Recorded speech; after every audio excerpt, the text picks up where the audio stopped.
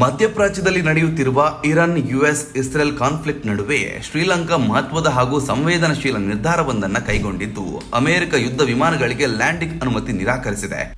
ಈ ವಿಷಯವನ್ನ ಶ್ರೀಲಂಕಾ ದೇಶದ ಅಧ್ಯಕ್ಷ ಅನುರ ಕುಮಾರ ದಿಸ್ಸನಾಯಕ ಸಂಸತ್ತಿನಲ್ಲಿ ಅಧಿಕೃತವಾಗಿ ಪ್ರಕಟಿಸಿದ್ದು ಜಾಗತಿಕ ಮಟ್ಟದಲ್ಲಿ ದೊಡ್ಡ ಚರ್ಚೆಗೆ ಕಾರಣವಾಗಿದೆ. ಕೆಲ ವರದಿಗಳ ಪ್ರಕಾರ ಯುಎಸ್ ಫೆಬ್ರವರಿ 20ರಂದು ಶ್ರೀಲಂಕಾದಿಂದ ತನ್ನ 2 ಶಸ್ತ್ರಾಸ್ತ್ರ ಯುದ್ಧ ವಿಮಾನಗಳಿಗೆ ಲ್ಯಾಂಡಿಂಗ್ ಅನುಮತಿ ಕೋರಿತ್ತು. ಈ ವಿಮಾನಗಳು ಆಂಟಿ ಶಿಪ್ ಕ್ಷಿಪಣಿಗಳೊಂದಿಗೆ ಸಜ್ಜುಗೊಂಡಿದ್ದವು ಮತ್ತು ಮಾರ್ಚ್ ಮೊದಲ ವಾರದಲ್ಲಿ ದಕ್ಷಿಣ ಶ್ರೀಲಂಕಾದ ಮಟಾಲಾ ಅಂತಾರಾಷ್ಟ್ರೀಯ ವಿಮಾನ ನಿಲ್ದಾಣದಲ್ಲಿ ಇಳಿಯುವ ಯೋಜನೆ ಇತ್ತು. ಆದರೆ ಈ ವಿನಂತಿಯನ್ನ ಶ್ರೀಲಂಕಾ ಸರ್ಕಾರ ತಿರಸ್ಕರಿಸಿದೆ. ಶ್ರೀಲಂಕಾ ಅಧ್ಯಕ್ಷ ಸ್ಪಷ್ಟಪಡಿಸಿದ್ದೇನೆಂದ್ರೆ, ಈ ನಿರ್ಧಾರದ ಮುಖ್ಯ ಕಾರಣ ದೇಶದ ತಟಸ್ಥ ನಿಲುವು. ಇದೇ ದಿನ ಇರಾನ್ ಕೂಡ ತನ್ನ ನೌಕಾಪಡೆಯ ಹಡಗುಗಳಿಗೆ ಶ್ರೀಲಂಕಾದಲ್ಲಿ ಪ್ರವೇಶಕ್ಕಾಗಿ ವಿನಂತಿ ಮಾಡಿತ್ತು. 2 ದೇಶಗಳ ವಿನಂತಿಯನ್ನು ಒಪ್ಪಿಕೊಂಡ್ರೆ ಶ್ರೀಲಂಕಾ ಯುದ್ಧದಲ್ಲಿ ಒಂದು ಪಕ್ಷದ ಪರವಾಗಿ ಕಾಣಿಸಿಕೊಳ್ಳುವ ಅಪಾಯವಿತ್ತು. ಆದ್ರಿಂದ ಯಾರಿಗೂ ಅವಕಾಶ ಕೊಡದೆ ತಟಸ್ಥತೆ ಕಾಪಾಡಿಕೊಳ್ಳುವುದು ಎಂಬ ನಿರ್ಧಾರ ಕೈಗೊಳ್ಳಲಾಯಿತು.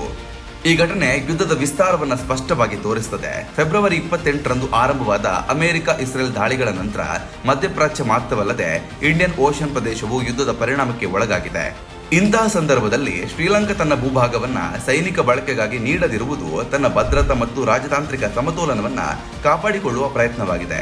ಇತ್ತೀಚೆಗೆ ಶ್ರೀಲಂಕಾ ತೀರದ ಸಮೀಪ ನಡೆದ ಇನ್ನೊಂದು ಘಟನೆ ಕೂಡ ಪರಿಸ್ಥಿತಿಯ ಗಂಭೀರತೆಯನ್ನು ತೋರಿಸಿದೆ. ಅಮೆರಿಕದ ಸಬ್ಮರೀನ್ ದಾಳಿ ನಡೆಸಿದ ಪರಿಣಾಮ ಇರಾನ್ನ ಯುದ್ಧ ಹಡಗು ಮುಳುಗಿದ್ದು ಅನೇಕ ಸೈನಿಕರು ಸಾವನ್ನಪ್ಪಿದ್ರು. ಈ ಘಟನೆ ಶ್ರೀಲಂಕಾ ಸಮೀಪದಲ್ಲೇ ನಡೆದಿರುವುದು ದೇಶವು ಇನ್ನಷ್ಟು ಎಚ್ಚರಿಕೆಯಿಂದ ನಡೆದುಕೊಳ್ಳಲು ಕಾರಣವಾಗಿದೆ. ಅದರ ಜೊತೆಗೆ ಶ್ರೀಲಂಕಾ 2 ಪಾಳೆಯಗಳೊಂದಿಗೆ ಆರ್ಥಿಕ ಮತ್ತು ರಾಜತಾಂತ್ರಿಕ ಸಂಬಂಧಗಳನ್ನು ಹೊಂದಿದೆ.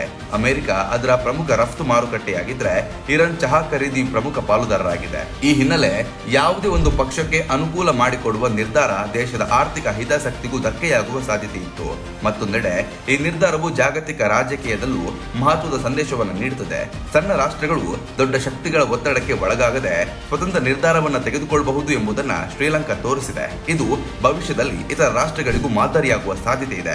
ಇದೀಗ ಮಧ್ಯಪ್ರಾಚ್ಯದಲ್ಲಿ ಯುದ್ಧ ಮುಂದುವರಿಯುತ್ತಿರುವ ಸಂದರ್ಭದಲ್ಲಿ ಶ್ರೀಲಂಕಾ ತನ್ನ ತಟಸ್ಥ ನಿಲುವನ್ನು ಮುಂದುವರಿಸುವುದಾಗಿ ತಿಳಿಸಿದೆ. ಇಂತಹ ನಿರ್ಧಾರಗಳು ದೇಶವನ್ನ ಯುದ್ಧದ ನೇರ ಪರಿಣಾಮಗಳಿಂದ ದೂರ ಇಡುವುದರ ಜೊತೆಗೆ ಅದರ ಭದ್ರತೆಯನ್ನು ಕಾಪಾಡಲು ಸಹಾಯಕವಾಗಬಹುದು. ಒಟ್ನಲ್ಲಿ ಅಮೆರಿಕ ಯುದ್ಧ ವಿಮಾನಗಳಿಗೆ ಲ್ಯಾಂಡಿಂಗ್ ಅನುಮತಿ ನಿರಾಕರಿಸಿದ ಶ್ರೀಲಂಕಾ ಜಾಗತಿಕ ರಾಜಕೀಯದಲ್ಲಿ ಸಮತೋಲನ ಕಾಯ್ದುಕೊಳ್ಳುವ ತನ್ನ ನಿಲುವನ್ನು ಮತ್ತೊಮ್ಮೆ ಸ್ಪಷ್ಟಪಡಿಸಿದೆ. ಯುದ್ಧದ ನಡುವೆ ಈ ರೀತಿಯ ನಿರ್ಧಾರಗಳು ಎಷ್ಟು ಸಂಕೀರ್ಣವಾಗಿರುತ್ತದೆ ಎಂಬುದಕ್ಕೂ ಇದು ಸ್ಪಷ್ಟ ಉದಾಹರಣೆಯಾಗಿದೆ. ಈ ಒಂದು ನಿಲುವಿನ ಬಗ್ಗೆ ನಿಮ್ಮ ಅಭಿಪ್ರಾಯ ಏನು? ದಯವಿಟ್ಟು ಕಮೆಂಟ್ ಮೂಲಕ ತಿಳಿಸಿ. ಧನ್ಯವಾದಗಳು.